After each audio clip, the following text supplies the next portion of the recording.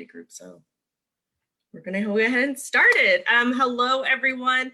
Thank y'all for joining us here today. I'm so excited to be able to talk to y'all today and talk to you, our audience out there in Facebook land. So we'll go ahead and kind of get started. My name is Sarah Morley. I'm the Youth Engagement Specialist at Denton County Friends of the Family, meaning that I work with young folks primarily ages 15 to 21 about issues related to violence prevention and education on healthy and abusive relationships. And so I'm here with some of my awesome youth ambassadors today. We'll introduce them in a second, but first I'll kind of want to give y'all some details, some like reasoning. What is the Youth Ambassador Program? What do we do? What do we spend our time doing? How does it work? So essentially our Youth Ambassador Program is a brand new program. It just started a couple months ago, and it's for young folks ages 15 to 21. And essentially what it is we meet every week and we talk about relationships. We learn a little bit about what abusive relationships are, what healthy relationships look like.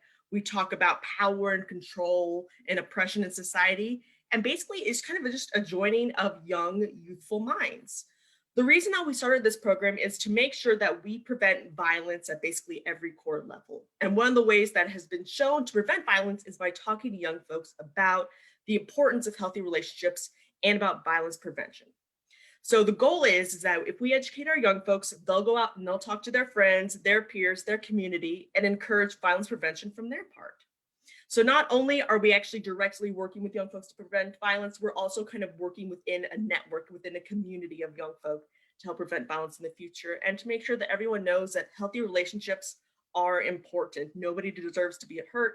Nobody deserves to be abused. Our relationships are supposed to be something that people look forward to, that people enjoy, and they're not supposed to be something where you get hurt in them. The reason that we're kind of having these young folk on today is that February is Teen Dating Violence Awareness Month. In the state of Texas, 1 in 3 teens, Texas teens will experience some kind of violence before they turn the age of 20. So 1 in 3 Texas teens from the ages 13 to 19 will experience some kind of physical, emotional, verbal, or sexual violence by someone that they're dating or someone that they have dated in the past. And those numbers are huge. That's 33% of all teenagers, and that's a really big number. And of course, just like with adults, relationship violence among young folks is still not okay and still doesn't deserve to happen. So this kind of group today, we're going to be talking about some stuff related to abusive relationships, but also healthy relationships, and then how we can help our friends in the community, how we can help our peers in the community. If you're interested at all in learning more about the Youth Ambassador Program, you can put a comment in chat and we'll get a hold of you later. It's a really great group. I have some awesome friends who are with me today, and so hopefully you'll kind of learn a little bit more about what we're about. We also have a brand new Instagram. It's at DCFOF Youth. So it's at our normal Instagram account, DCFOF, and then just add the word youth at the end of it. They'll put that in chat as well.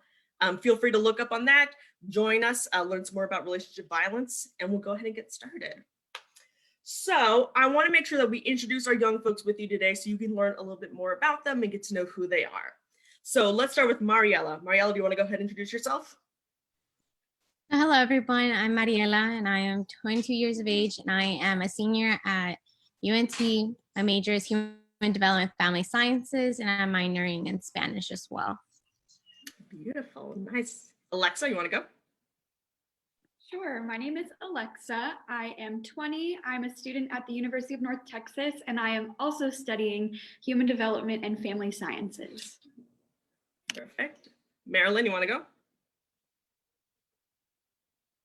Okay, my name is Marilyn. I go to the University of North Texas, and I'm majoring in psychology. Perfect. Daisy? Hi, I'm Daisy. I'm a undergraduate student, psychology undergraduate student at Texas Women's University, and I'm 21. And then finally,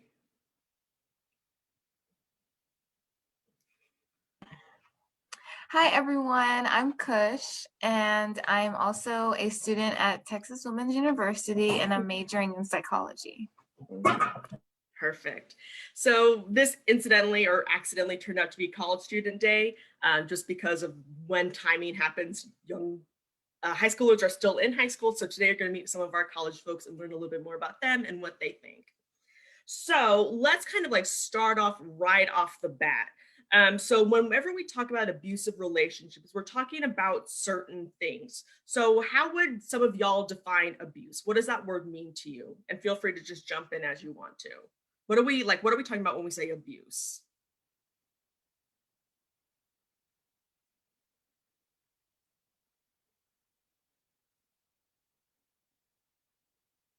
Do I jump in? Okay, cool. So whenever I just think of abuse, it can be anything that is just not wanted, as in emotional, physical, verbal. Is just any type of really just hurting your personal beliefs and values as well. Mm-hmm. Yeah, so kind of that like verbal, emotional part, which you said. Alexa, you were gonna go? Yeah, I just wanted to jump in and say, like, I think prior to kind of like learning with y'all and educating myself, I definitely would have said that abuse was like just physical. So it would be like, oh, like if someone's abusing you, like they're probably hitting you or like they're doing something physical to you. But yeah, it's so much broader than that. And it can be a number of other things that don't involve like physical touch or leaving marks on somebody else. Abuse is just anything that is like, it can be violent, it can controlling behaviors, and also physical too. Mhm. Yeah, so when we talk about abuse, we kind of talk about this like intentional pattern of behavior, right? This power and control dynamic where someone takes power and control away from somebody else through different ways. And so a couple of y'all said like verbal and emotional. It's not just that physical or sexual stuff that we can more easily identify. It's some of that like covert, maybe not as noticeable things. So I know like Marilyn said, like, it's that controlling part. What are some other maybe like covert forms of abuse that somebody might not immediately like think of like, oh, this is abusive?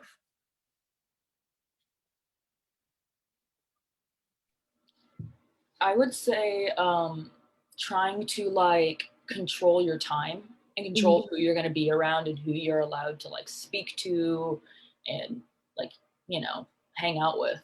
Mhm. It Okay. also includes like jealousy, like it's excessive. Mhm.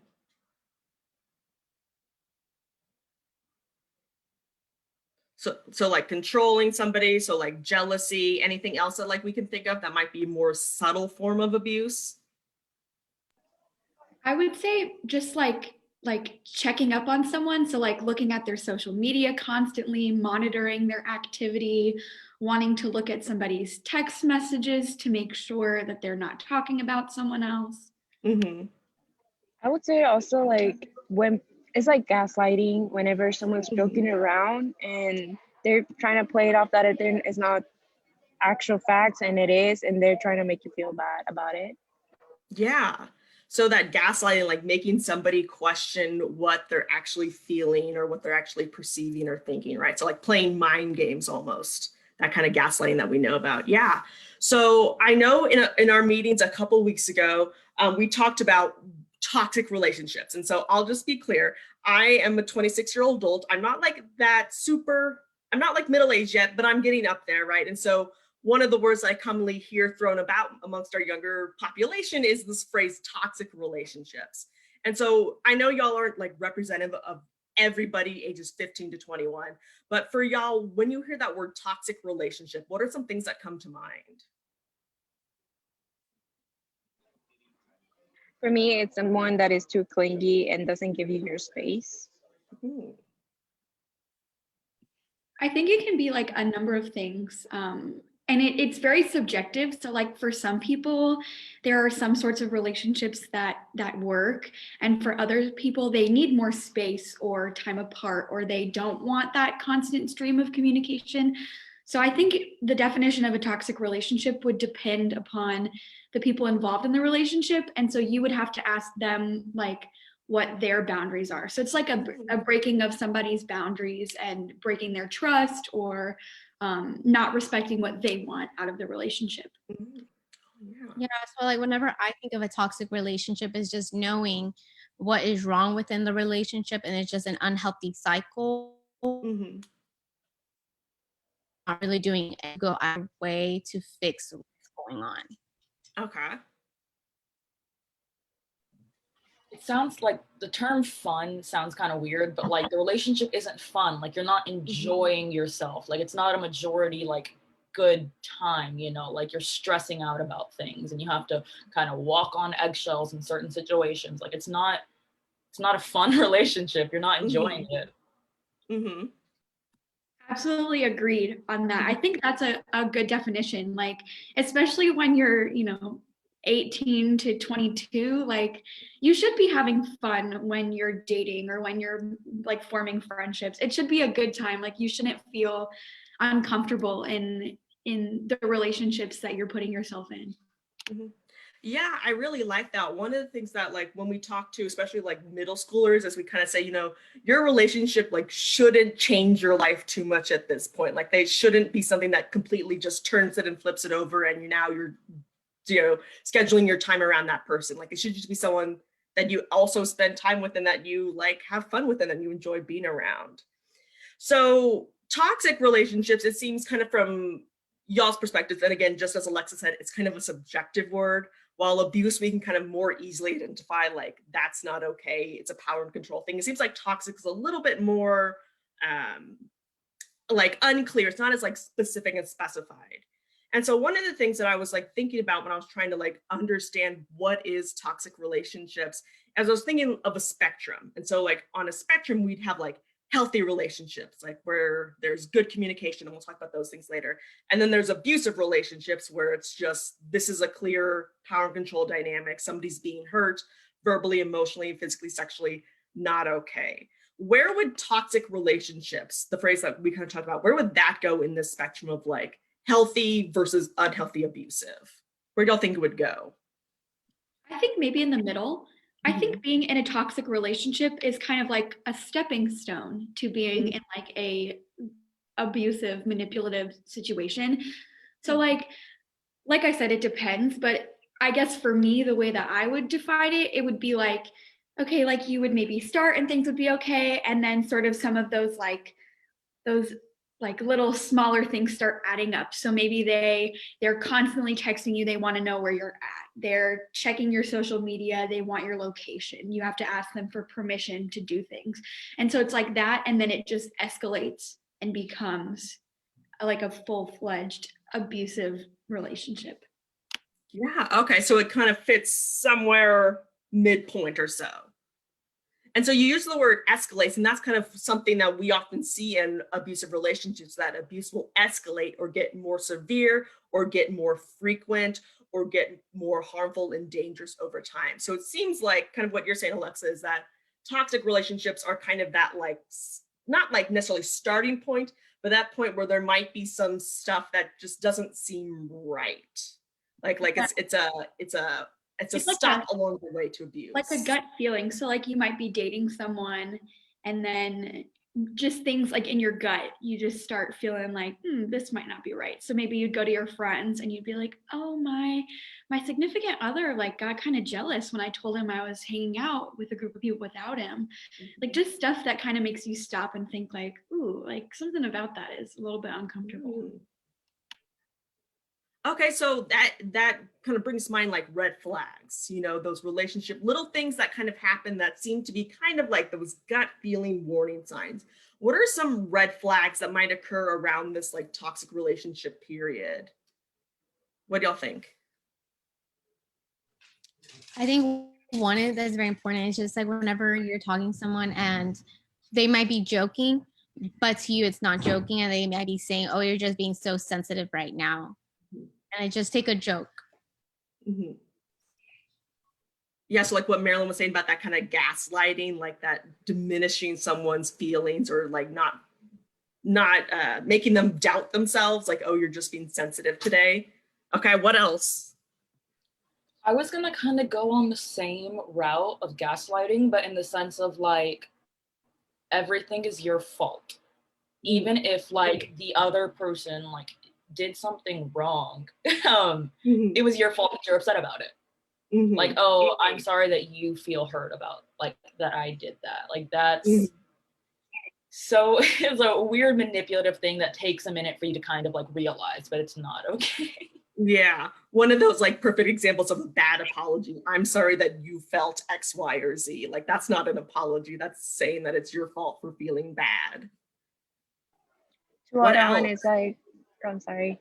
No, you're To good. add Go on ahead. is like, you like communicate what you want out of the relationship, and they're not listening to you, and they continue to make the same mistake, and you like forgive them, and then you go back to them because you know you're giving them a second chance, but then that becomes a cycle. Like they never do anything. Mhm. So then like even knowing you don't like this or that's not something that you want, they keep continually doing that even though you're like, I've said this before, like I don't like that or I don't want that. Yeah, I was going to say something similar. Like they kind of begin to push your boundaries a little bit. It's like one example that I've thought about or I've talked about with other people before is like if somebody were to be like touching you or tickling you and you were like, hey, stop that. I'm not like, it's not funny. And they continued to do it anyways. Mhm. And like they're just testing your, let's see, if you're like still gonna stay with me and you don't leave me, then I have this power over you. You know, I can go over those boundaries. You can be mad for a minute, but you're still with me. So that's, feel like that's the mentality that goes through their heads. Mm-hmm. Yeah, I can do this stuff because I can and I want to. I'm gonna do it and there's not gonna be consequences for me. That kind of whole mentality. Go ahead, Alexa. Another big one for me is like people begin to kind of like guilt trip you. So maybe it's like, oh, you always want to spend time with your friends. You never make time for me anymore. Mm-hmm. Yeah, so that like that emotional playing with your like mind, playing with your feelings, trying to make you feel bad for being a human being and having friends and having your own life. Like we get to have our own lives just because we're dating someone or we like someone doesn't mean that we now like are fused together at the hip. Like y'all can be separate people, but also together. So why is boundary crossing? Why is that like a little bit of a warning sign or a little bit of a red flag? Like what? Why is that? Why is that maybe not so great in a relationship? I think boundary crossing is like super important. I was going to mention that too. Like, I feel like that just shows a complete lack of respect for you. Like, if you explicitly tell them your boundaries and you tell them what you like and don't like and all of that, and they still do it anyways, like, that's just a clear sign of like disrespect. Like, they're not respecting your wants and needs. And like, it's not a healthy like path to be on because then they're gonna, you know, it could lead to them not respecting other boundaries and things that are more important. So like that escalation, like it starts small, but then it starts to become like more bigger or more severe or more frequent. Yeah. Chris, were you gonna say something? Yeah, I was gonna say, listening to everyone, I think that's really important, especially when you know, you have, I think boundaries is kind of tricky because I think everyone wants what they want in a relationship. So I think it's important to be on the same page, you know, whenever you're dating someone, to know that you guys both want the same things. And I think when that kind of gets off balance, it can lead to, toxicity in the relationship. And then if like there is a boundary cross and there's no like apologizing or, like trying to make the situation better, I think that's a sign too that, okay, there's that respect missing, like Daisy said. Yeah, that's a great point because I think on we can cross boundaries on accident. Like it's not okay to do that, but like everyone's going to do that at some point. But it's kind of how you handle it. It's how you rectify that situation. So apologizing, trying to make it up to them, and then not doing it again. Most importantly, that not doing it again piece. And so that's going to happen in kind of all relationships where there's going to be some kind of boundary crossing. But the difference between like a healthy way to solve that boundary crossing versus an unhealthy way, which is either blaming them or refusing to acknowledge it or even like doing it again, even though you know that that person doesn't like whatever that boundary might be crossed. So in general, like I'm not asking you all to speak for every single young person. Do y'all think that young folks talk to their partners about what they want or what they don't want in a relationship? What does that look like? Or if it looks like anything, what does that look like? I feel like in the talking period, or the dating part first, it's all like in my experience it is talked about, and I'm very transparent about what I want, because if I'm putting my time into this, then I want to feel right. Mhm. Mhm. Yeah. I feel like younger people, and when I was younger, it wasn't something I really thought about because I was just kind of like, oh, we're dating, we're on the same page already, kind of deal. Like, I didn't think it was something I had to explicitly like talk about until those boundaries started being crossed. And I was like, oh, hold on, I'm not cool with that. And then, I would kind of express those. Now that I'm older, it's off the bat. Like, I think this is what I like, this is what I don't like, and that's pretty much it.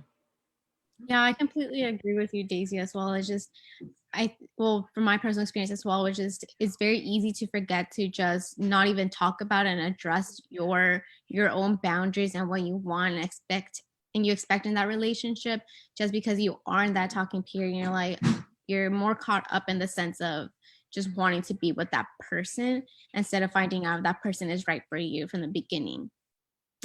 But now that I'm just getting older, I'm just realizing it is important to just address everything that you're wanting from that partner at the beginning.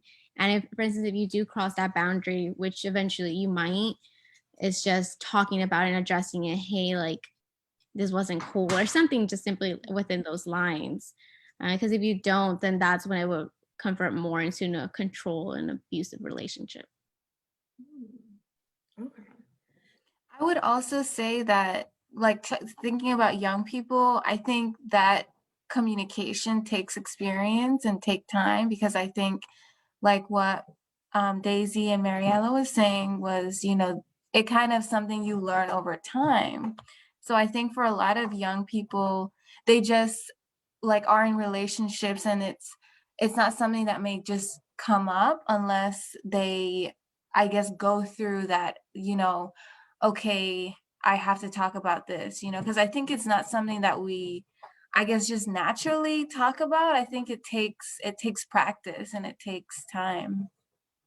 Yeah, I really love that you said that, Kush. One of the ways in which Dedicated Friends of the Family in our prevention education programs is we try and give young kids, especially like even like in pre-K, we start giving them skills of being able to talk about what's going on with them, so that becomes something that they're comfortable doing. It normalizes that experience of talking to somebody about your feelings, talking to someone when something isn't right, we want to make sure that violence is prevented. And one of the ways we can do that is making sure that we feel comfortable communicating with our partner. And I think one of the biggest red flags that I always go back to is if you ever feel like uncomfortable talking to your partner, like scared, fearful, that for me is like that number one big red flag. Sometimes you might not feel like, oh, I want to have this conversation, I'm so excited to have this conversation.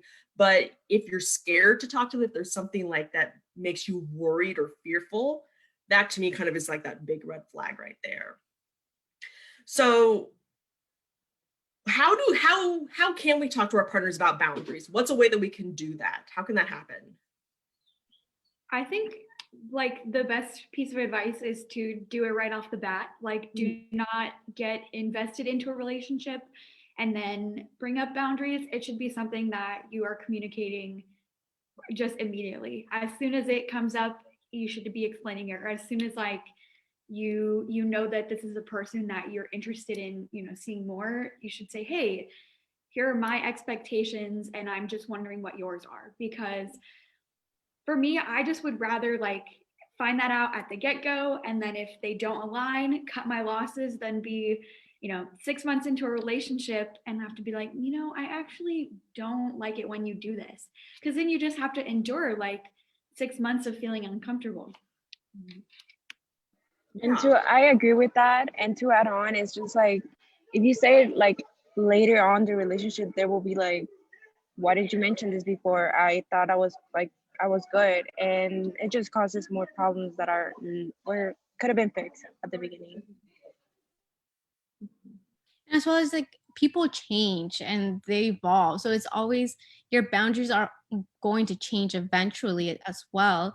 So like, for instance, if there's a couple and they've already been in the relationship for more than 6 months or just any time frame, it's important to just say like, hey, like it might be uncomfortable and like just weird to talk about it at the beginning, just saying, hey, like let's take a day and let's just think about our boundaries, write them down, we'll talk about it tomorrow. I know it sounds so silly to even do because I've done that. But it's so important because you actually value what they need and what they want out of the relationship, and it just makes you as a couple so much stronger. Yeah, I was gonna say it sounds like it's kind of like maybe not necessarily, it's like a tell in a way. It's like, you know, if you bring up boundaries and they're already dismissive and already kind of blowing them off like okay, like that's super weird that you're talking about it. Like I feel like that kind of maybe be a good tell. Of course, it doesn't necessarily mean that that relationship's gonna go badly, but it just might something to be like aware of. If they're really dismissive right off the bat, then that might kind of say something about what they think about relationships or what they think about boundaries and the importance of them. You know, and I like that Mariella said that, you know, boundaries are going to change. The more comfortable you get with somebody in a relationship, your boundaries might change a little bit, and that's okay. But the important thing is that we feel comfortable, or at least we feel like we can talk to them about it when we want to. Anyone else got anything to add about boundaries? So we talked a little bit about like relationship red flags, and so we talked about like boundary crossing and like jealousy, kind of this controlling, like who you're with, or like trying to like tell you what you can and can't do. What are some other red flags that might pop up like in a relationship that might be like a, hey, slow down, check this out, how do you feel about it kind of thing?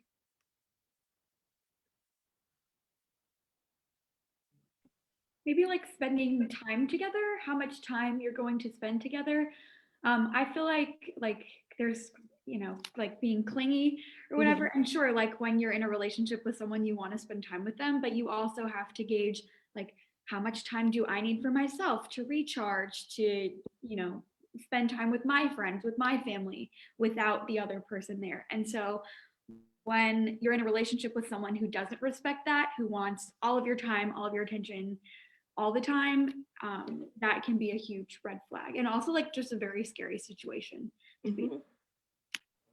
I was gonna say the exact same thing, isolating you from your friends and your family. Like if they are getting upset that you want to hang out with like your siblings by yourself and not go to their house, like that's not okay. You should be able to have your own life and them not be upset at you for it.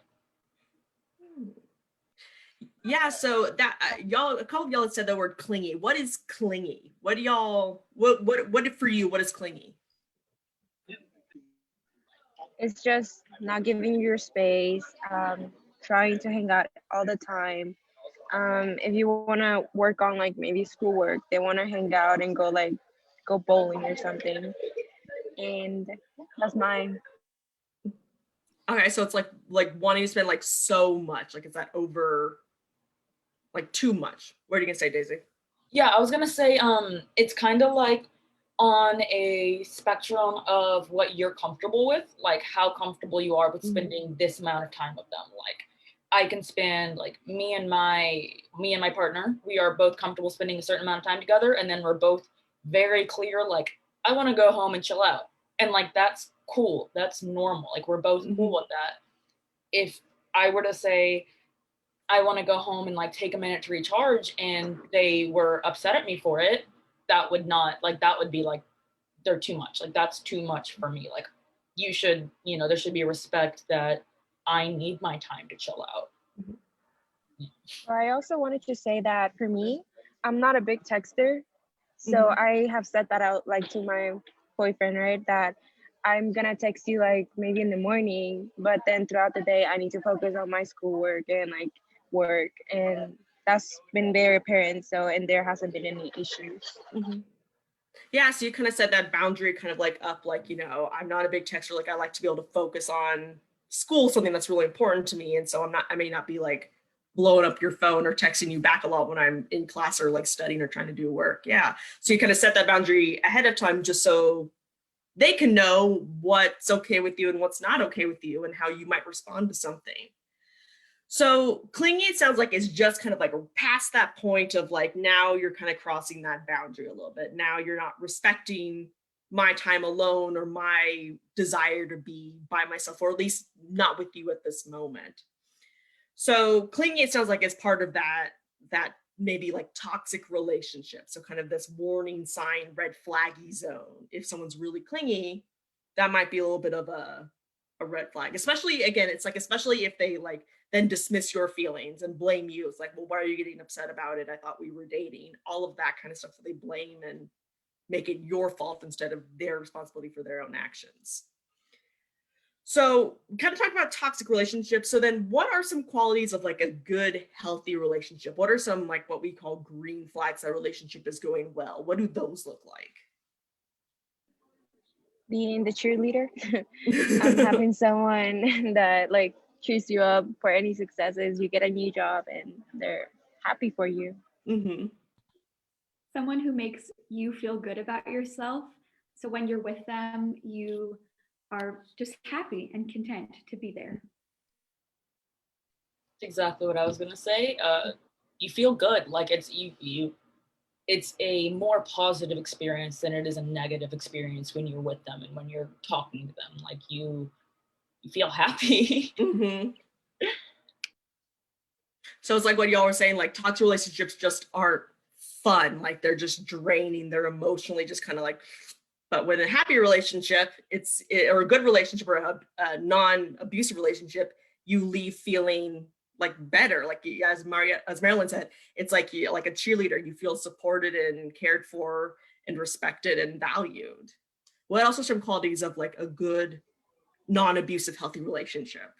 I would also say that the person speaks to your love language, since everyone has different ones. Mm-hmm. So they try to learn that.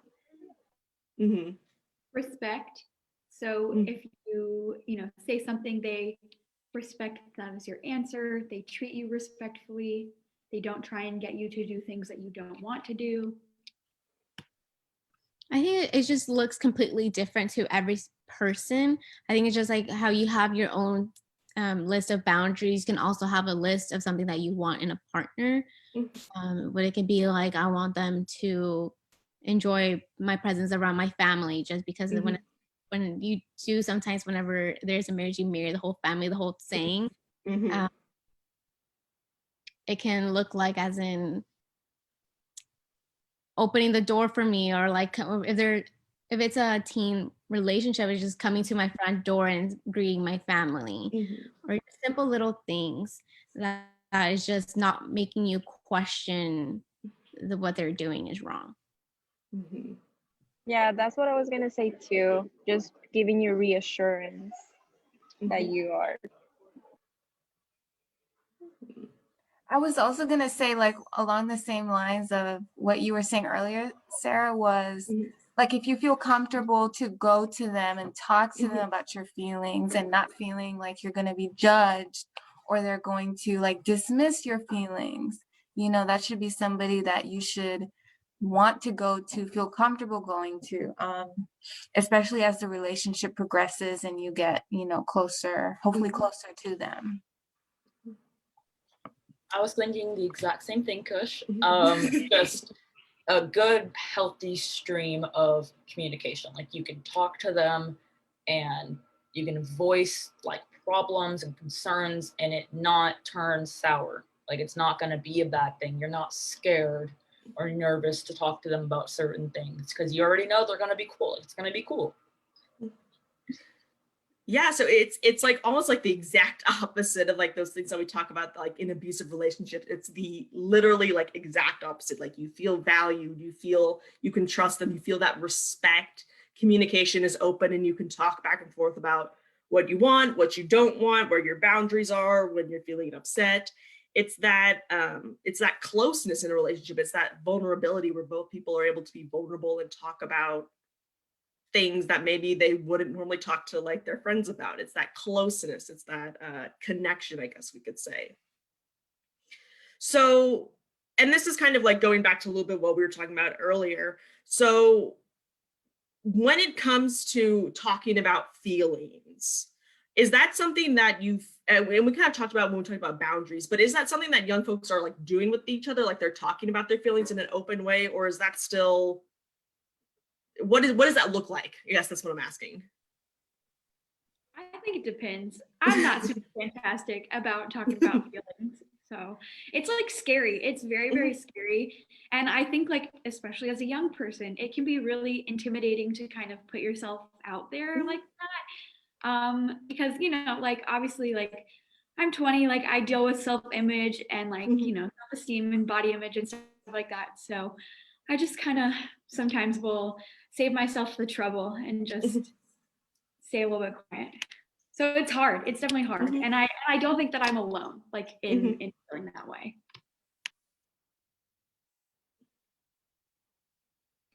I think That was gonna be quick. I was just thinking the same. It was everybody is different, but as well as if you are with someone who is not that great at expressing themselves, I think it's important to not make them feel pressured that they have to. And sometimes it's like they cannot verbally express their emotions, but maybe they can in a different way. So it's just important to know that your partner does. I was just gonna say, I think it takes a lot of like growing on yourself and in the relationship to learn how y'all can like properly communicate. Because like she was saying, not everyone's gonna communicate like verbally exactly like here's exactly what I feel, because it's not everyone's strong suit. But like maybe like take a minute, write it down, let's get back to it kind of deal. Like that's something I found that helps a lot. Like, you know, learning how to I don't know, like just yourself, I guess, grow yourself and like learning how you need to communicate. I also think that's another like green flag too, if you guys are both wanting to work on that communication. Yeah, I was because gonna say, yeah, go ahead. Go ahead, Marilyn. You're good. Go ahead.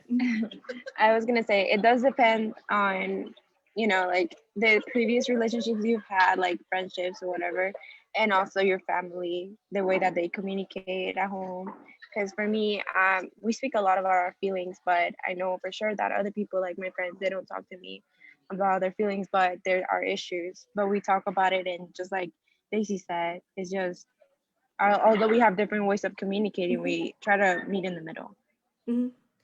Yeah, and like that's like, you know, of course, when we talk about like communication, like all relationships are going to have some kind of communication problem. Like that's inevitable. As people with different minds and different wants and experiences, there's always going to be some kind of conflict. And of course, when we talk about abuse isn't just a communication problem. Abuse is somebody doing something with like the goal, with the intention to hurt somebody else in some form, whether that be physical, verbal, sexually, or emotional. So communication problems aren't just like, that doesn't mean abuse is happening. That doesn't mean the relationship is doomed. It doesn't mean that like things are going downhill real quick. But healthy relationships require like work, and they require putting in that effort to say, you know what, I want a healthy, good relationship. And so how can we do this together? How can we work on this together? Which is why I really like what Marilyn said is, you know, like working on it together.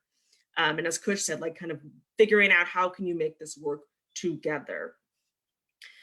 So, one of the things that we kind of spend some time talking about in like our groups that we meet on Mondays and Sundays is we talk about how can we help those around us who might be experiencing either like a toxic or abusive relationship. How can we help them if they come to us and say, hey, this thing is happening to me? What can we do?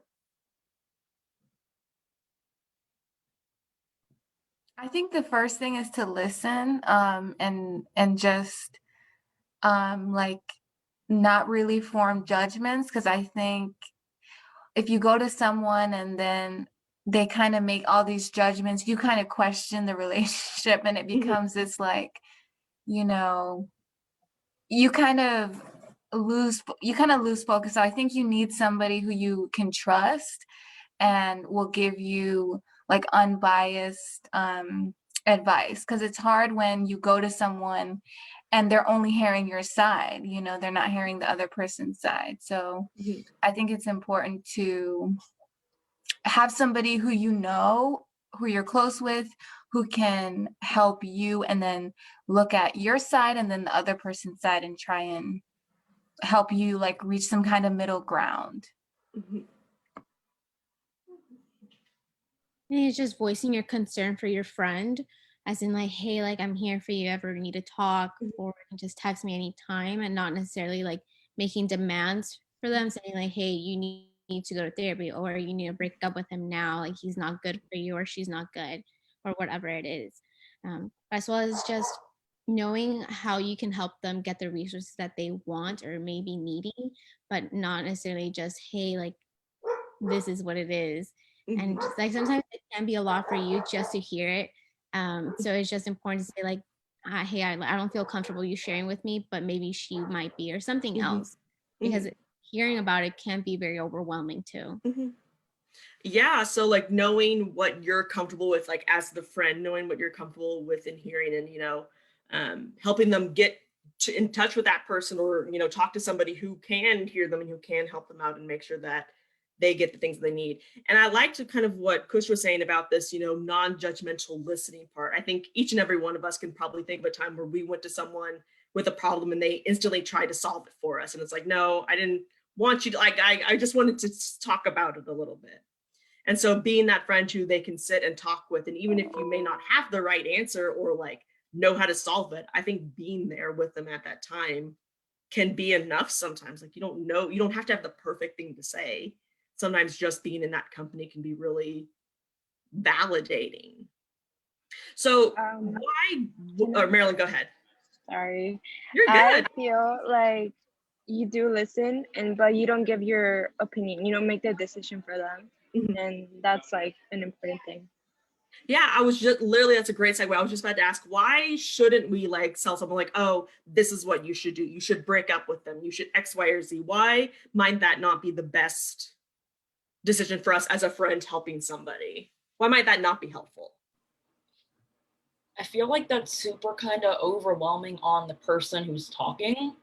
Like just an automatic, like, you need to break up with them. They're bad for you. It's like, oh, okay. Like I was just telling you like what's going on, and it's they might not realize how serious it is and how hardcore the situation might be, and you coming off and like giving these really serious like pieces of advice might be like jarring to the person, like oh my god, and it might cause them to shut down and not want to talk to you about it anymore, because you're like, oh, okay, like you're gonna, especially if they have their partner telling them opposite things, it's gonna it's really confusing and overwhelming for the person if you give them such serious, like hardcore advice. I feel like people, they're telling you because they're comfortable, but they aren't sure. That's the reason that they're telling you. They're unsure of what to do, and they are like, there's this connection between the two people, and they haven't realized that they need to be cut off. But it's up to them. If not, like if they do end the relationship because you told them, they're gonna maybe go back to them because this was not the correct reason. My friend told me to break up, but I really wanted to be with him, her. I'll say, especially like as a young person, I'm very stubborn. So if I were in that situation and somebody was like, oh, break up with them, I would not do it. I wouldn't do it because I wouldn't want somebody else to be right. Like I would want to come to that realization on my own. And like just having been in experiences where I've like, dated people or talked to people, and just when my mom was like, Alexa, like, come on. And I wouldn't take her advice, and it had to come from me. So I think just being like a listening ear, like somebody to kind of just be there to listen, is just like one of the biggest steps. And like you can provide advice, but making like demands or telling someone what they shouldn't do only dissuades them from making the best decision for themselves. Yeah, and I like, that's like, it's whenever I think of like someone like making those demands, I think I go right back to that kind of what that abuser's doing. I'm not saying that the friend's being abusive, but it's not like telling you this is what you should and shouldn't do. It's kind of doing that same thing, like it's making decisions for somebody else that you don't necessarily have the right to make. And like we might have an opinion, but that might not be what our friend wants from us at that moment. They might just want someone to listen to. And then of course, if they say like, I'm not sure like what I can do, then maybe you can say, hey, Denton County Friends of the Family, the counselor at school, a counseling service, like, and then you can maybe offer them some like alternatives. You could go to X, Y, or Z person. But I think kind of having that non-judgmental, listening to them, validating their experiences. So like, I believe you. It's not your fault. You didn't deserve that. All of those things that, of course, are true when it comes to abuse in relationships. I think it's also really important to let them know that, you know, I'm a safe person that you can come talk to. I'm not going to judge you. I'm not going to dismiss what you're feeling. I'm going to believe you and I'm going to validate you and make you feel safe and comfortable, which is the exact opposite of what their abusive partner might be doing. So to kind of finish off, we have a couple more minutes left. We talked about what abuse is. We've talked about toxic relationships. We've talked about green flags. We've talked about red flags and how we can help. I know we're going to briefly touch on the subject, and maybe we could have talked about this earlier, but is there a difference between like toxic dating relationships and toxic friendships? So let's say maybe somebody's not dating. It can a friend relationship be like toxic in this kind of sense? I think definitely. And like some of the toxic behaviors are not like limited to being like in a romantic relationship. So friends can be very demanding of your time too, and want, like there have been instances, I know people who have had friends who have said like, oh, I was, you know, hanging out with this person and she was my friend and she told me that I was the only person that she could be friends with or whatever. And then also like, you know, wanting your social media passwords. I feel like that could also be like checking up, like using, you know, location services to like track where people are. That could definitely be, you know, in a friendship.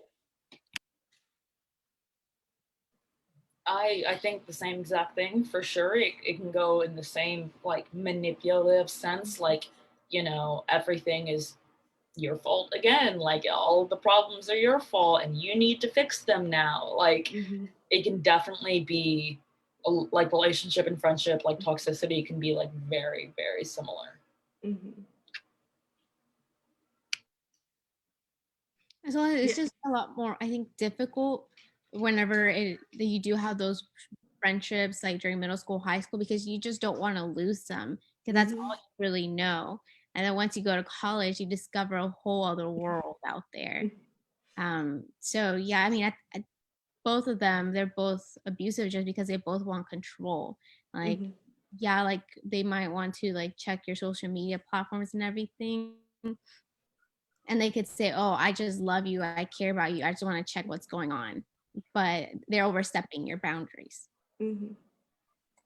Yeah, I think that's definitely key. Like if you feel like they're overstepping your boundaries, you know, that's kind of not good, especially as a friend, you know. Because I know there are strong friendships out there where, you know, there is kind of a tight-knit, you know, relationship, but I think both people in the relationship need to know their boundaries and how much influence they're going to have in each other's lives. I think that's important. Yeah, so it seems like a lot of those same kind of like red flags for relationships, like dating relationships, can easily exist for friend relationships too. It doesn't mean like that they're mutually exclusive and they look completely different. A lot of them seem to be really similar. And as Mariela said, like abuse can come from a friend too. It's not just someone that you're dating. And I think sometimes people don't think about that, like when it comes to friendships, because like, this is my friend, they must care about me. But friends can be really harmful too. And sometimes they're the people that we might least expect it from because we feel like we know them so well and we feel like we should be able to trust them, which we should be able to. But of course, that doesn't always work out like that.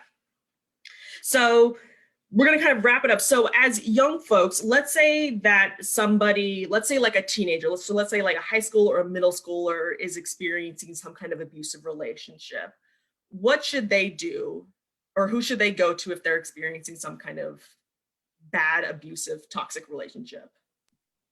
An adult that they trust, whether that be like their family, a teacher, a counselor at school, just somebody a little bit older than they are who can provide them with some guidance. I just personally, like just based on how I was back then, my mentality, I wouldn't want to necessarily reach out to an adult or to anybody but a friend. And I know like just for any kind of family, we do have a hotline, but like just even talking to them like that can be scary. So maybe telling like there's an alternative in texting the hotline, which we do have, it's a lot better for them just because they feel like they don't see them face to face, so they feel a lot more safe. Mhm. Yeah, that's one of the new features of our hotline. You can call it, but you can also text it. So in case you don't want to like talk on the phone, you don't want to like, get too far into a conversation, you can text, and that's okay too, right? It all just matters is that you're going to someone that you trust and that is safe and that can help you. And so even if that person's a counselor at school, a parent, someone at home, a teacher that you really like, a coach that you really like, going to someone and talking about it, because obviously you don't deserve to be hurt in any sense of the word. It's not something that you have to go through to learn from. It's not something that like you asked for. It's not something that you should have to experience. Abuse is not okay at the end of the day in any way, shape, or form. We all deserve to be happy and healthy and be in relationships where we feel valued, support, and trusted and cared for. So I want to thank you all so much for being with me here today. I really appreciate it. Y'all are some of the most awesome young folks that I know, and I'm so glad that I get to work with y'all each week and learn more about you. And basically, that I get, I like having a chance to talk to y'all each week because it makes me feel like I just feel like warm after our meetings. I always feel kind of good. I'm like, yeah, that was a great meeting. We talked about some good stuff today. So I want to thank y'all so much for being with me here today. Mariella, Alexa, Daisy, Kush, Marilyn, I want to thank y'all so much. I really appreciate your time here today, and I appreciate you, the audiences, spending some time with us today. If you have any questions, you can always reach out to DCFOF and we'll get back to you and respond to you. Check out our Instagrams, check out our other social media pages to learn more about upcoming events and anything new that's happening. I look forward to talking with y'all later this week, my youth ambassadors, and look forward to talking with the community if y'all have any questions. So I really appreciate it. And I want to thank y'all. So everyone, I appreciate it, and goodbye. Bye. Bye.